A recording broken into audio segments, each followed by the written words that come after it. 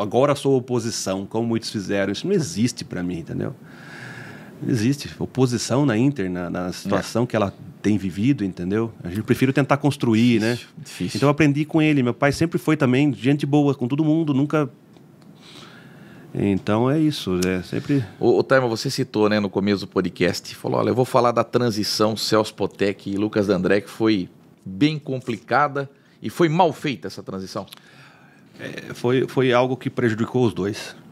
Poderia ter sido feito muito melhor. Inclusive foi algo que respingou no Lucas durante o mandato todo dele. Na sequência eu vou contar sobre isso também. Eu lembro que o Celso é uma pessoa muito intensa, né? E viveu muito. Ele teve um mandato muito curto, de 10 meses, 2019. E o Liminha me conta que dos anos porque foi o único ano que foi o primeiro ano que eu recusei um cargo, porque eu já não aguentava mais. Tinha sido em 2018, foi muito desgastante. O Celso me convidou para ser o diretor de marketing. Falei, Celso, dessa vez eu não vou conseguir. Eu fico te ajudando no conselho. Então eu não participei diretamente, mas o Liminha me disse que foi dos campeonatos mais difícil, de mais provação que eles passaram, 2019. Bom, o resultado foi aquilo, né? Aquela coisa brilhante, aquela conquista heróica que nós tivemos em 2019, né? E você lembra improvável. Que a Inter estreia, perdendo para o 15 de Piracicaba, o Nata sai do jogo, vai no meu programa e fala, eu prometo, a Inter vai subir. Vocês podem me cobrar no fim do campeonato, a Inter vai subir. E era improvável, apesar de que era o primeiro campeonato que a Inter tinha uma parte da cota. Porque no meu mandato, 2013, 14, 15, 16, 17 e até 2018, a Inter tinha 100% da cota bloqueada. Nossa Senhora. Como que você faz? Não tem como fazer, entendeu? Mas a gente, de alguma forma, fez. Não foi perfeito. A gente também deixou dívida, a gente também teve problema para administrar. Mas não tinha como. E é o primeiro ano que tinha cota. Então, assim, não era nada absurdo, mas era alguma coisa, né? Então o Celso se desgastou demais. Ele chamou no Limeirão um dia, isso lá já perto do Paulistão, já para, sei lá, agosto, outubro, não lembro, não sei te dizer. Ô, Taimo, tô com problema de saúde, tô com a minha vida financeira totalmente desarrumada, minha família quer que eu saia. Só que eu nunca sei se o Celso está te perguntando porque ele quer a sua opinião ou se ele quer te testar. É o jeito dele. Eu falei... Bom, eu dei a opinião mais humana e mais amiga que eu pude dar para ele. Eu falei, Celso, o que vocês conseguiram aqui foi heróico. Vão te falar como falam para mim o tempo todo. Agora que vocês roeram o osso, agora que teu filé você vai sair. Vão te falar isso, né? Você tem a oportunidade de ouro de viver sua vida agora, cuidar das suas netas, viver sua família. Faz um sucessor, dá tapinha na costa dele, ajuda ele. Vocês dois se entendem, sem brigar. E vai viver sua vida, cara. Vai cuidar da sua saúde. Você já é um herói aqui. Só o acesso que nós conquistamos. Você cumpriu sua missão. Que vai ter dinheiro no que vem, esse é o problema do outro. Só aumenta o problema. Tudo bem, tem orçamento. O Lucas foi o primeiro que pôde sentar na mesa e falar assim, bom, tem alguns milhõezinhos aqui. Eu uso tudo agora e não disputo nada no segundo semestre, ou eu divido por 12 e por aí vai, né? Você pode fazer isso. Na nossa época, não. E eu respondi isso para ele. Falei, na minha opinião, e logicamente todas as outras opiniões que ele deve ter ouvido foi falando, não, você vai ter que ficar, você subiu, agora você tem que aproveitar, tem que curtir um Paulistão, né? Status. Né? Oh. E aí, bom, dei essa opinião. Não sei se ele gostou ou não, mas é a opinião mais sincera que podia dar e pensando no ser humano, em primeiro lugar. E eles já estavam comentando isso dentro do grupo deles, que era Adriano, o Liminha, o Lucas, a diretoria da época. E o Henrico, que já tinha entrado, não sei, como CEO. E o que eu acho que, para começar, onde foi um erro ali de transição, primeiro erro por parte do Lucas, muita sede ao pote. Não teve sensibilidade pro outro cara que estava debilitado e saindo do cargo. Era o direito dele, é direito do Celso. Você ouviu muita fofoca, é tudo mentira, de que não sei o que Celso tinha dívida, não tem nada disso. Não tem nada disso. Então eu achei que a partir do momento que o Lucas viu a oportunidade, ele quis muito ser presidente, ele queria muito ser presidente. E aí o Lucas me ligou. Eu lembro que eu estava no mercado, inclusive, ele falou, olha, tô conversando com o Celso aqui, de eu pegar, o que você acha? Eu falei, ô Lucas, eu acho que o teu perfil é totalmente diferente e pra Inter eu acho que iria bem. Porque o Celso é um executor, tipo que nem eu, você já é um cara mais, né, um pouco mais centrado, um pouco mais, menos emoção. Só que é o seguinte, não estamos em eleição. Nós não estamos em eleição. Você conversou direito com ele? Não, conversei, tá tudo certo. Celso, você conversou? Ah, não sei, tô meio assim e tal. Então, assim, o Celso ele não sabia, eu acho que ele queria. Então ele meio que testou o Lucas. E o Lucas falou, peguei. Isso ele não voltava mais atrás, né? E aí quando a gente eu liguei de novo pro Lucas. E aí, tá tudo certo. Eu falei, tá bom. Então, liga para mais pessoas. Ele ligou pro Daniel, pediu ajuda. O Daniel, na época, era desafeto do Celso. Eles estavam meio... não se falavam, porque o Celso esperava mais o Daniel e tal. Enfim, aí é problema Daniel o Gulo. Gulo. E o Daniel começou a articular para o Lucas ser o presidente. Nisso, o Celso ficou completamente ofendido. E aí começou que não houve transição, não houve aquilo que eu acho que é o segredo de uma administração. Você dá sequência. Logicamente houve sequência, porque já tínhamos um corpo ali de conselho diretivo tal, que ia dar sequência na direção, ia ser uma nova modelo uma nova visão, não um novo modelo, né? Mas aí começou que o Celso não gostou e o Celso ele tinha um grupo de pessoas muito próximas dele. E aí começou a troca de farpa. E aí começou, eu lembro que nós fizemos uma despedida pro João Valim. Pro João Valim, não pro técnico João Valim. Pro João Valim, nosso amigo. Na chácara do Celso. Isso estava para começar o campeonato. Ninguém falou na de Inter. Só bebemos cerveja e comemos churrasco. Não sei se foi inoportuno ou não, mas foi só isso. Despedida do nosso amigo João Valim. E eu tava nesse churrasco. Então aquele churrasco ficou muito impopular na época. O Elano, o Henrico, todo mundo ficou puto. E o Elano deu uma entrevista depois que tomou 4 do Guarani, churrasco e tal. E não era isso. Não era isso. O João Valim ficou nosso amigo. E começou ali uma troca de formas e de certa forma, uma oposição ao Lucas. Mas eu te garanto, por isso que eu falei para você que não foi política a situação do Lucas. Nada ali era só ruído, nada ia atrapalhar a gestão dele. Porque a gente apoiou o Lucas para que ele pudesse fazer a administração. A gente precisava de um presidente. Precisa de um presidente. Estávamos na véspera do campeonato. Então ali, e aí criou essa rivalidade, essa, digamos, oposição, que começou a esquentar. Aí teve esse episódio aí da derrota, que depois do churrasco, aí cresceu, a ponto de começar a vazar documento do clube para veículo de imprensa. Isso aí foi um absurdo. Aí... Não, é inacreditável, porque parece que pegaram a senha do computador, né? Depois puxaram. Isso pegaram é caso de polícia. borderou, etc, né? Não, e complicou a vida do Elano. Porque o Elano ganha de tal empresa. Isso aí ficou ridículo. É uma pena que parece que colocaram... Baixaram o nível e quando baixa o nível a gente vai e interfere. Aí eu liguei pro Valdir na época, que era meu confiança. Nós chamamos o Celso e o Lucas lá na Báltico para conversar. E o Rigo na época. Assim, pô, meu, chegou num ponto que não dá mais. Tá vazando documento do clube. O Henrico tava puto, ele foi no meu programa e falou, isso é caso de polícia, a gente tem que fazer um boletim de ocorrência, não se pode fazer isso. Alguém ali... E... Bom, o Celso falou que ele nunca mexeu com nada com isso. Ele logicamente não morria de amores pelo Lucas, mas não mexeu com isso. Mas, enfim, era o entorno. Quem tinha acesso ao computador. Não era ele. Puxou tudo. E aí aquele momento que a gente vai e interfere, porque se continua vazando, vai ao Ministério Público, o que vai, porra, né? Vai perder tudo, o acordo trabalhista que nós temos.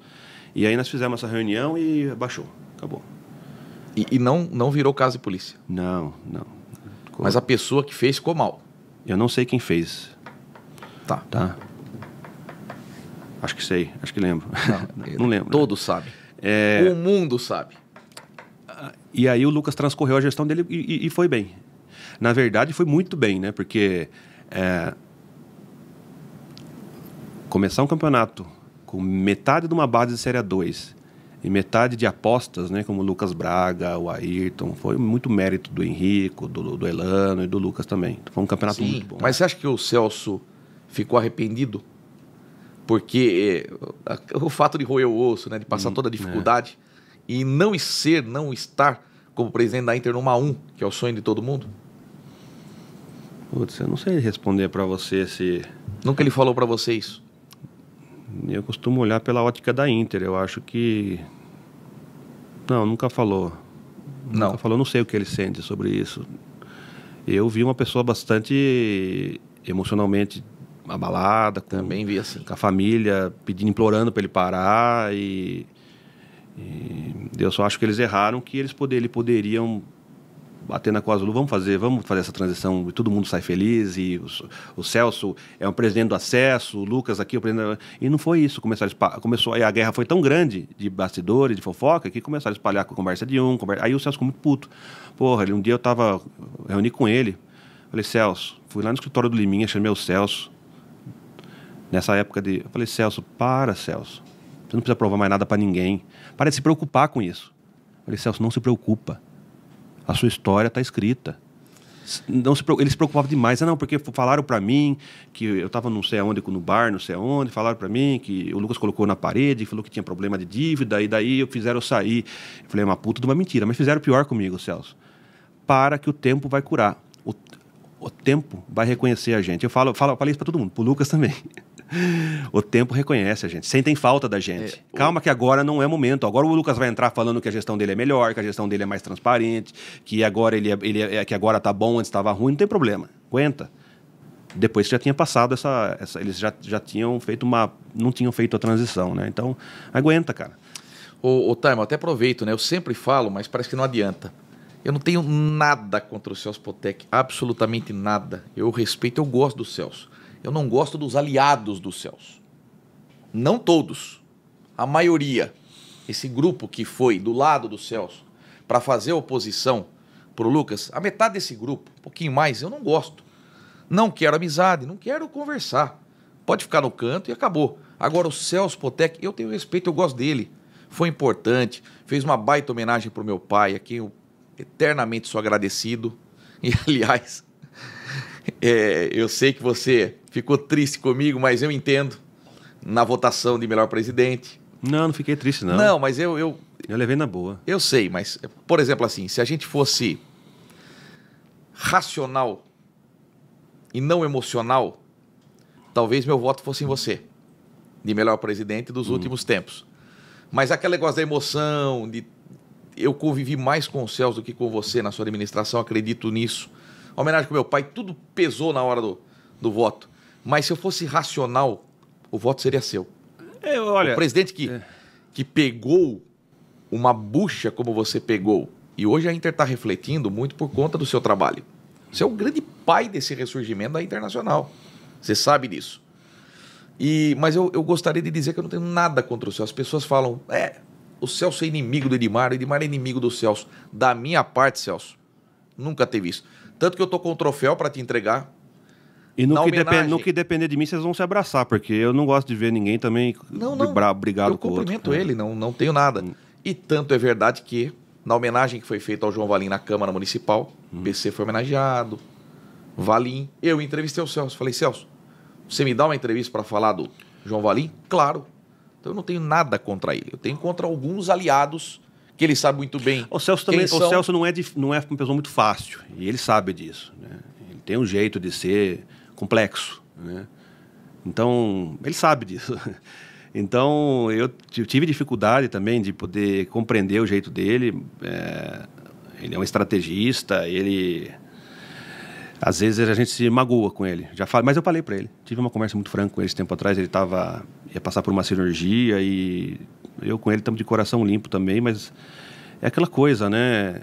O Celso foi, como você mesmo intitulou, o pai do acesso em 2017. E ele se doou ali em 2017. Sim. Evidentemente que a nossa turma já estava ali por trás. Inclusive, ele ficou doente, teve uns episódios até muito bonitos de amizade nossa ali.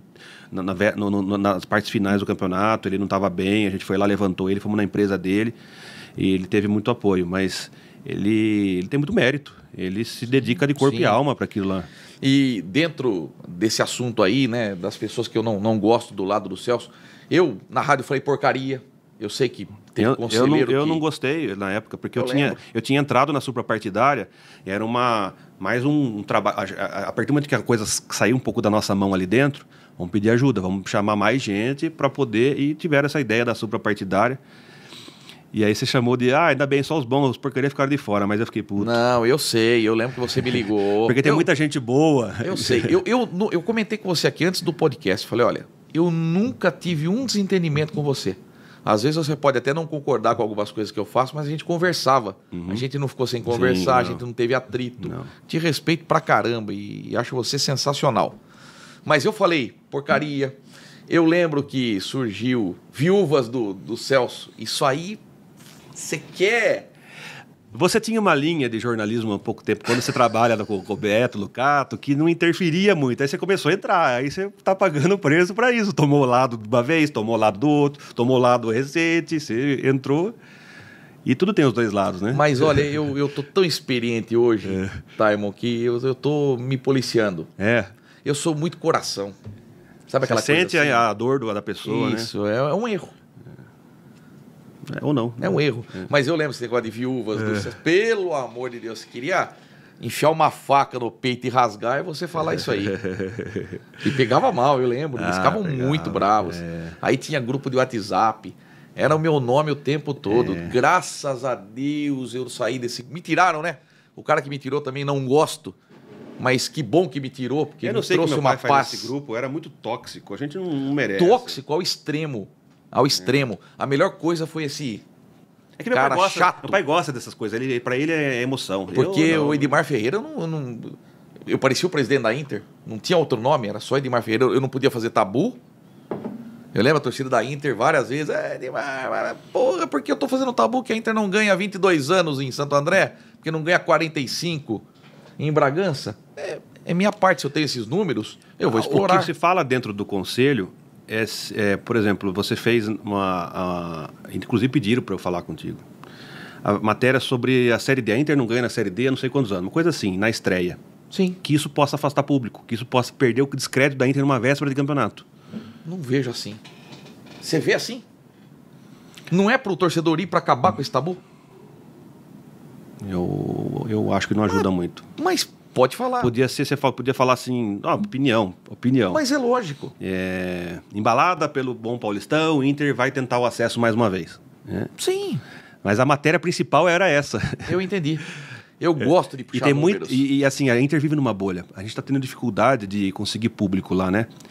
E a Gazeta, ela estoura essa bolha, né? Porque a Gazeta ainda chega em muitas casas na cidade, né? Então... E agora com o Rápido no Ar também o link. Vai embora. Mas é muito legal os números que você faz. Mas essa casa, por exemplo, da abertura da Série D, incomodou algumas pessoas no conselho e, mas se fosse a notícia fosse diferente, podia trazer mais credibilidade. A pessoa já acha que a Inter vai perder. Mas veja bem, essa manchete não foi no dia do jogo. Eu coloquei no dia anterior. Isso. No dia do jogo eu ponho Inter estreia na Série D e tal. Eu jamais puxo esse histórico para dia de jogo. Não é o meu perfil. É geralmente um dia antes, né? A semana, você explora. Matéria do Santo André. A Inter não ganha do Santo André há 22 anos. Eu pus o bom é que boa parte desses aí já... O João Valim foi o grande exterminador de tabus. Agora, Júnior Rocha, Felipe Conceição, André Luiz no gol. Olha quantos números positivos. Legal. Melhor... Precisa atualizar o livro, né? Tá na hora. Viu, Taimon? Melhor início de um treinador, melhor início da Inter num Campeonato Brasileiro, 18 edições. Ainda bem que você faz isso, porque senão a gente não teria essa Taimon, do André Luiz ninguém ia levantar. Eu comecei a pensar, falei, peraí, 4 jogos sem tomar gol. Ligou o alerta, né? Já puxei lá de trás. E olha, o Kina me ajuda muito. Você não tem noção de quanto demora para fazer uma matéria desse tipo. Imagina. Virou... Eu te falei, você é muito produtivo. Você trabalha para 3, 4... Eu também sou assim. Na minha vida, eu faço muita coisa, faço várias coisas diferentes e produzo para mais de uma pessoa, com gostoso? certeza. Eu gosto. É gostoso. Voltando ao Lucas da Andréia, que balanço você faz da administração dele? Foi ruim? Foi mais ou menos? Foi boa? Ele trabalhou na medida do possível? Ele errou mais do que acertou? eu acho que tem 2 fases a gestão dele. E por isso foi tão difícil para você, por exemplo, entender a situação na época. Você convivia com ele, ele é um cara legal, ele é um cara que é idôneo, né? Mas assim, eu vou fazer uma linha de raciocínio lá de cima para baixo para ver se a gente vê onde estourou a coisa. Que eu falo para você que o fato dele sair de uma forma não foi legal, não foi política. Ele tinha um CEO, Chief Executive Officer, é o chairman, é o manager, é lá em cima, que era o Henrico. Ele não era tão qualificado, porque ele era jovem, ele tinha pouca experiência, mas ele tinha uma graduação no exterior, ele tinha estudado gestão de futebol. O Henrico, ele veio e fazia a função de CEO. Na minha opinião, o que é menos importante? Futebol. O CEO não faz futebol. O CEO é o cara que trabalha para um comitê de gestão, para um conselho. E o Henrico fazia esse papel. O Henrico fazia orçamento, o Henrico gerenciava o marketing, o Henrico gerenciava pessoas, o Henrico fazia orçamento, o Henrico fazia relatório de prestação de contas, porque esse é a expertise dele. E é essa expertise que o cargo pede. Ele era muito bem remunerado pelos padrões da Inter, muito, muito bem remunerado, e fazia isso. Então a gestão do Lucas, ela começou muito redonda. Tudo bonitinho, encaixado, né? Que você, profissional, o marketing tinha um profissional, tinha profissionais em diversas áreas, começou a estruturar uma coisa que a gente não tinha, porque a gente não tinha orçamento na época. E foi muito bem organizado. Tinha os relatórios de prestação de contas, né? Porque o Henrico fazia isso aí, ele é manager, ele é gestor. E o Henrico saiu. E veio a pandemia, né? E aí começou a ficar tudo muito difícil. O Lucas, um problema, um defeito dele é que ele tocava à distância. Então ele tinha o CEO. Então o modelo que na época funcionava, porque tinha o CEO que ficava o tempo todo lá, bem remunerado, onerava, custava para o clube, mas ele tinha alguém de confiança lá que podia representá-lo lá dentro. A partir do momento que ele saiu, entrou Gasparino. Certo? Thiago Gasparino. O Gasparino não é CEO. O Gasparino é scout, era. Ele começou como scout, analista de scout, banco de dados. Ele é muito bom nisso. Tanto que nós falamos que ele montou o melhor time da Inter dos 5 paulistas. O Tati acha que desse ano foi melhor do que 2022 com o Vinícius Bergantin. Eu já acho que foi o melhor 2022. Tá. Então, esse cara é alçado a CEO. Nós estamos banalizando o termo. Ele não é CEO. Ele é um executivo de futebol. Ele é um gerente de futebol. Por mais técnico e competente que ele era, já tinha trabalhado no Curitiba, tinha, né, alguns cargos ali de gerência mesmo, alguma coisa assim. Não é CEO. Isso está muito longe de ser CEO. Ele só era do futebol. Aí a coisa começou a degringolar. Mas devagarinho, sabe? Não tinha relatório. Não tinha, a administração começou a falhar de cima para baixo com o marketing, com muita coisa. Captação de receita. Por quê? Porque o Henrico era qualificado para ser CEO, para olhar o clube de um 360. E foi passando, porque ele fez um bom time, né? Mas ele é do futebol. O CEO, o menos importante é futebol. Porque o CEO ele vai contratar uma boa comissão técnica. O futebol tem uma receita, né? Até eu que nunca fiz futebol, cheguei no Limeirão quando fiquei presidente, o que eu preciso fazer? Bom, contrato um técnico, daí ele vem com a comissão técnica no modo mais simples possível. Que daí tem que ter um fisioterapeuta, um médico, acabou. Tem futebol, entendeu? E aí o Gasparino... E aí a coisa começou a perder um pouco o rumo, sabe? O Lucas não conseguia mais fazer...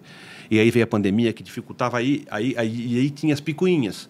Conselho fiscal, tinha gente que não ia com o Lucas, preciso ver os documentos, vai lá no escritório, dificultando. Vai lá no escritório ver, eu não vou no escritório, quero levar para casa, não pode levar para casa, é porque é a pandemia, não vou correr risco. E começou, e foi passando. E o Lucas não se preocupou em fazer, não digo política, mas fazer essa questão institucional lá dentro. Porque tinha o Daniel que fazia tudo para ele. O Daniel fazia, né? E o Daniel muito meu amigo. Muito meu amigo. Mas a gente apoiava. Então, assim, esses ruídos não chegavam. Podia gritar bem alto lá. Não ia chegar, porque mesmo, por exemplo, o Liminha, que não morre de amores pro Lucas, ele respeitou o que nós pedimos. Vamos deixar ele tocar, né? O Liminha foi um dos ressentidos do Celso na época. Deixa ele tocar. Deixa tocar, tá tudo bem, enquanto estiver tocando, tiver as contas em dias, tiver tudo organizado, não tiver corrupção aqui dentro, a gente vai... Só que a coisa foi degringolando, devagarinho, devagarinho, devagarinho, devagarinho. A saída do Gasparino foi horrível, horrível. E aí começou a ter uma insatisfação interna lá dentro, né, na própria diretoria. Pô. Esse foi o ponto, você acha, o gatilho pro Lucas sair, né? Porque o Gasparino tem contrato até o fim do Campeonato Paulista, e aí ele ganha o jogo do Novo Horizontino, a Inter vai lá com 2 gols do Ronaldo, 2-1. A Inter derruba o Novo Horizontino, escapa do rebaixamento. Acho que isso pegou muito mal, mas não era motivo de... Ainda era consertável, ainda daria para consertar. Essa saída que ele se apresentou lá e veio pra cá. Ele mostrou a camisa, né? Foi bizarro. O cara é um profissional, não pode fazer isso aí. Espera acabar o campeonato, né? Espera acabar o campeonato, aí depois no troféu do interior. Não foi legal da parte dele. E a gente começou a perceber que o Lucas começou a perder comando do clube, porque ele não era presente e o cara escolheu o que ele ia fazer. Qual que é a real história da multa? Isso eu sei até onde tem a questão de que algumas cláusulas ali não eram justas. Por exemplo, ele ganhou prêmio da permanência na A. O prêmio da federação, sendo que não competia o ano que ele ganhou. Teve muita coisa aí que pegou muito mal, inclusive foi aí que começou o vice, que era jurídico, o Rafael, ele falou assim, opa, tem coisa errada. Peraí. E começaram a fazer passando o trator, né? Não tá legal. E depois tem outro episódio, isso você pergunta pro Danilo sobre esse assunto. Mas eu vou entrar mais na parte de gestão. Aí, o que complicou demais? O Gasparino contratou o próximo. Como assim? Que era o Fausto. Eu não sei dizer para você se foi o Lucas que contratou o Gasparino ou se foi o Henrico. Entendi. Poderia ser uma teia. Só que é o seguinte... Um salário de CEO para um CEO, um salário de CEO para um gerente de futebol, não estava adequado. Tipo 3 vezes mais, sem contar todas as premiações que envolviam o contrato deles, eram a nível de gestão, prêmio de excelência da federação, classificação. O contrato daqui foi replicado para cá, já não era CEO, e o outro contratou esse aqui para cá, que era menos qualificado para a função ainda. Esse centroavante, estava no Manaus. Boleiro, gerente de futebol que seja, executivo, replicando o contrato. Então você percebe como que a gestão começou, não só a desconfiança disso, de, ou o perfil profissional da pessoa não preencheu o cargo, mas principalmente o vácuo que ia ter lá em cima, na administração do clube, que é o que começou a prejudicar o Lucas. Começou a ter problema de relacionamento interno, começou a ter... dívida de fornecedor, coisa que não era... A gente não ia imaginar que o Lucas ia ter isso aí. Ele fazia uma gestão austera, né? Começou a dever para um, dever para outro, ter muito problema, mas muito problema. Até aí tudo bem. Vamos tentar consertar. Então esse fato de os 3 CEOs cada vez menos próprios para a função, menos adequados, replicando o mesmo contrato, pesou muito mal. E parece que o Lucas perdeu o comando porque parece que o próprio Gasparino... que indicou o Fausto e foi lá e teve uma reunião, não sei se o Rico, acho que não participou, e eles acabaram contratando o Fausto. Você falou do Rigo. O Rigo foi combatente o tempo todo do Lucas, né? O fato do presidente não falar a mesma língua do vice e vice-versa, isso também foi determinante? Ele foi muito corajoso, né? Porque... questionar o vice-presidente, assim, pedir ajuda, né, fazer uma sindicância. Ele alegou que nas reuniões o Lucas eles pediam situação, prestação de contas, cadê o planilha? Aí chegava, não tinha planilha. Isso foi mês. E aí logicamente, vem os bastidores, a fofoca. Tá devendo ali. Mas como assim? Tá devendo mais de 200 mil pro cara do campo, um exemplo, tá? Mas era parecido com isso. E começou, falando, gente, a coisa está desandando, né?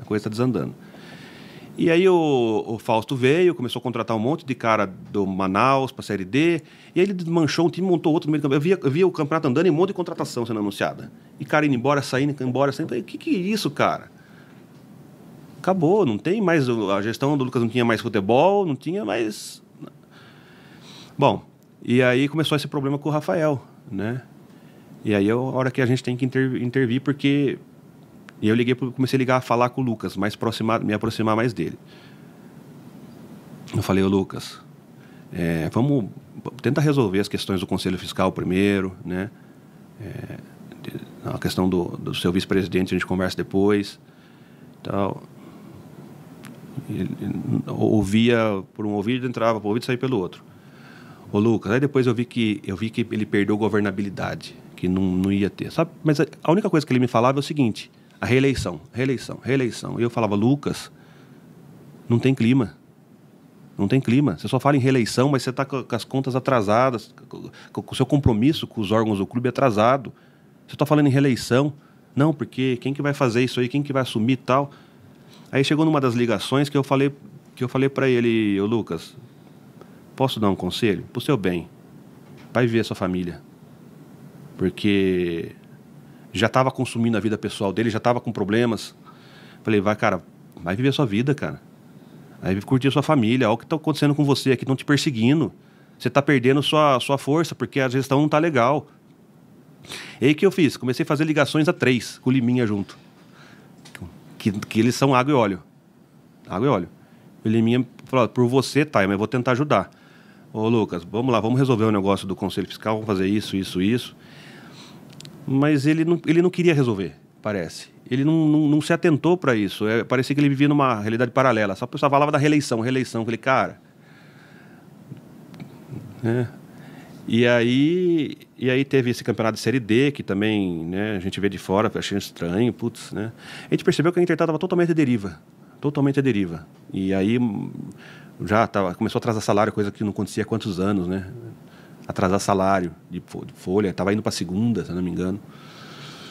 E eu apoiando ele. Então, assim, por mais que ele estava sofrendo notificação interna do próprio Conselho Fiscal, ele, o Daniel, chegou um momento que a gente começou a perder a razão, porque, porra, nós estamos te apoiando, mas olha no olho dos caras, né? Mesmo que seja um cara que você não gosta de você, se você olhar no olho do cara e conversar, é muito diferente, entendeu? Ah, por causa de pandemia, por causa disso... Porra, eu lembro que o Conselho Fiscal era o Joris, o Eric... eles não morriam de amor um pelo outro e tal, mas todo mundo é ser humano. Senta na mesa com o cara, olha no olho do cara, né? Não, se quiser, vai lá. Não vou te... Inflexível, sabe? E a coisa começou a ficar pesada, e até que o Rigo cansou e colocou uma sindicância, né? Colocou um pedido de investigação lá porque ele não concordava. Daí ele detalhou o contrato, a questão dos contratos, etc., né? E nisso montou a suprapartidária. O que a gente quer saber? Qual que é a situação? E aí a situação a gente descobriu muita dívida, muito fornecedor atrasado, salário atrasado, que ele tinha perdido a mão, né? Aí, eu fiquei 2 meses conversando com ele. Mais uma das ligações dele, um dia onde eu falei para ele o conselho que eu dei pro Celso. Lucas, vai cuidar da sua vida, cara. Eu falei para você no programa de junho de 2022, que eu já tava vendo. Você perguntou, aí você falou assim, nossa, mas não tem ninguém do porte do Lucas. Essa palavra que você usou, para tocar Inter. Como assim? Você estranhou que eu falei para você que eu acho que ele tinha que parar. Era junho. E eu já sabia o que estava acontecendo lá dentro, entendeu? Então, assim, eu não posso ser conivente com uma coisa que não está certa. Eu falei para você que ruído nenhum, política nenhuma ia derrubar ele. Mas a coisa começou a ser prática. Então, a coisa começou a acontecer. Lá dentro, de forma, né, de gestão mesmo. Aí, um dia eu liguei para ele, foi onde eu desisti. Eu liguei para ele e falei, ô Lucas, faz o meu conselho que eu dei pro Celso. Vai viver a sua vida, cara. Cuida da sua família. Isso tá te trazendo transtorno. Olha o que estão fazendo com você, cara. Olha lá as matérias que tá saindo no veículo X lá, pô. Não, porque o Rigo, porque também vou fazer uma sindicância com ele, porque ele tá me ferrando. Daí ele, no meio, ele falou assim, eu já sei o que você está fazendo. Eu entendi o que você está querendo fazer. Tá bom, já entendi. Do tipo assim, eu tô conspirando contra ele. Eu falei, porra, velho, eu sei, eu já vivi tudo isso, né? Mas ele não tinha... Foi naquele período que ele falou para mim que você era um grande mentor. Não sei. Assim, eu acho que o Lucas, a gente... Como o Celso saiu antes da hora, ele não foi preparado para ser o presidente. Tanto é que... Quando definiu que ia ser o Lucas não estava apto para ser presidente. Porque ele não tinha 2 anos de conselho. Eu lembro Mas disso. nós fomos lá e fizemos o que nós temos que fazer. Temos que ter um presidente. Eu lembro. O que nós fizemos? Articulamos, conversamos com o conselho. Olha, Ele não tem 2 anos para ser eleito. É o que o estatuto diz. É lógico, a gente consegue direcionar as coisas, né? Mas como um tampão, o vice-presidente não tem exigência e tal. Eu acho que, na verdade, acho que não estava certo. Tanto é que o Tomi não gostou. Foi um acordão, como dizem, né? Mas nós precisávamos ter um presidente porque o campeonato estava para começar. Eu lembro dessa palavra acordão, Marcelo Pilon falou muito para mim. O acordão. Foi um acordo, porque nós precisávamos ter um presidente. Vai ficar sem, vai ficar vago o cargo, né? Então ele não passou por esse período de vivenciar o conselho, a associação, como cada um tem um trabalho de formiguinha, como que funciona lá dentro o clube, que é uma associação, não é um clube empresa, porque ele vem sempre, ele tem experiência da área corporativa, trabalhou em grandes empresas, multinacional, então ele tem um perfil diferente dali, né? Então, quer dizer, ele não passou por ele não foi forjado dessa forma. Talvez isso fez com que ele não conseguisse enxergar quem está tentando dizer para ele, né? E ele foi até o fim.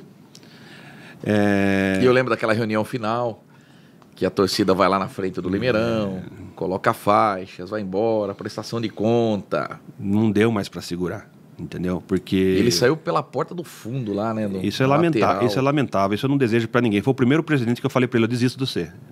Agora você tá à deriva porque eu tentei, cara. O primeiro que, você inclusive, chegou nesse ponto? Inclusive na reunião eu avalizei. Eu falei: não, se eu não, nós estamos aqui,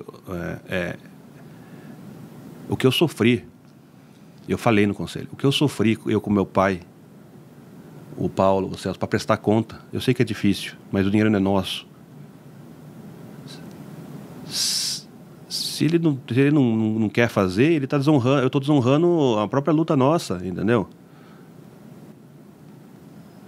Aí a gente, não foi legal para ele como lá dentro, mas a gente fez o possível, a gente antecipou posse, não precisou renunciar, antecipou uma posse, fizemos uma forma de que o Danilo pudesse tomar posse antes. Tá. Em cima disso, tá, irmão, ele conseguiu fazer a prestação, até hoje não tem essa prestação final do Lucas. Eu acho que deu um trabalhão muito grande lá para a tesouraria, para o Celso, que assumiu como tesoureiro, para o Flávio Canassa. Eles tiveram um trabalho muito grande, inclusive a Inter perdeu vários pontos na sequência, caiu na gestão porque atrasou o balanço, teve muita dificuldade. Eles estavam sem sistema lá dentro, então quer dizer, não tinha lançamento. Ficou... Ao contrário